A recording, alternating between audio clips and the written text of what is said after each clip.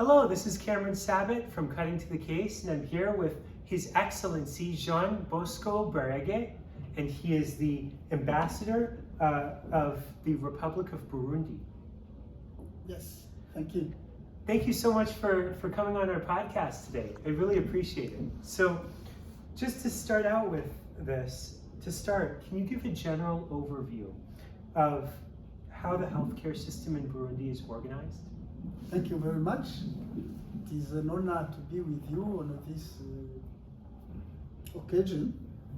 And when you are interested in my country, this is an honor. I'm happy that I get this chance. So the system in Burundi is organized as in any other developing countries. Most particularly, it is a government job to plan through the Ministry of Health. In Burundi, it is called the Ministry of Health, which is in charge of health issues, more particularly what we call public health, when it is related to see how the population can be able to get medical services, and this is done through communities where there is normally a card that every citizen can afford, so that he can be able to go and to get medical care. And in Burundi, there is a system of what we can call free medical services for children from 0 to 5 years, and also for women who are pregnant. When they go for pregnant consultations or other related issues on pregnancy, it is free. So this is a way of encouraging women to give birth at medical structures, so that they can push even rural areas, rural communities to go to be consulted at different structures of the health cares. And also, the government is trying to sensitize population about what we call public issues of health, more particularly for vaccination for all kids, for vaccination for pregnant women, so that the health of the population can be really strong. Because if the population is not healthy, there is no development. So government put a lot of money and emphasis in the health sector, and this is public, this is what the government is doing, but also there are support from development partners, more particularly WHO, World Health Organization, which is really doing a lot, more particularly in the fighting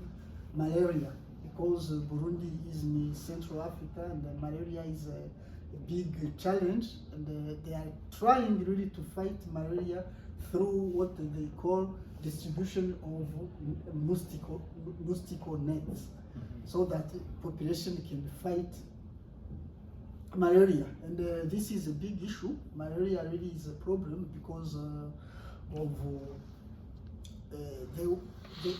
the weather. It is normally hot, and when it is hot, there are a lot of mosquitoes.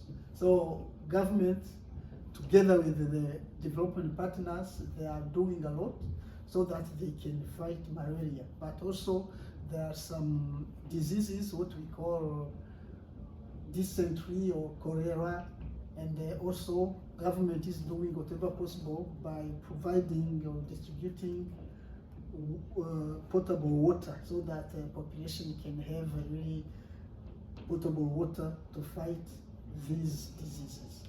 In general, this is how government is trying to help the community in all, whether in town or in rural areas. Wow, wow. So you're really, I mean, the government of Burundi is partnering with outside organizations like the World Health Organization, but importantly, it's standing on its own 2 feet. The government is saying, we are going to put out mosquito nets. Yes. We are going to take action. Yes. That's very incredible. Yes. Thank you. Yes. What are the biggest healthcare challenges currently facing Burundi, especially in rural versus urban areas? I know you touched on some malaria. Yes. Recently, there has been a big problem of what we call Mpox. Mpox was really in Central Africa, I think even in other countries, that it broke out and it was a threat, really what we can call a public threat, and the government partnered with development partners to fight this challenge, and now it is really decreasing. This was an issue, but also, as I said, because of sometimes the flood of Lake Tanganyika and other rivers, sometimes there is this problem of cholera or dysentery, and the government is doing whatever possible. But the big challenge now is this Mpox and also malaria. I think these are the 2 major challenges in the public health. Cholera and really Mpox and malaria. Yes. Yes. Yes, certainly. And those are certainly other issues affecting other nations in the region as well. So I can't imagine that. Yes, so how then is your healthcare funded in Burundi? What roles do public services, private institutions, and even NGOs play? Yes, thank you. As I said, in Burundi, as I said, the big portion is by government, but also there are some NGOs which are working in the health sector together with as I said, WHO, and also there are private hospitals. Now there are private hospitals which are emerging, bringing this new system like MRI, so that they can be able to work with the government, and the government is partnering, as I said, using that a medical card which can help the population to be able to go for consultations. Maybe government and the private sectors, they are working together to promote really the health sector and the services, so that the communities, and this is being done in the town, in the urban areas, and also in the rural areas, because government has put a lot of money in building hospitals.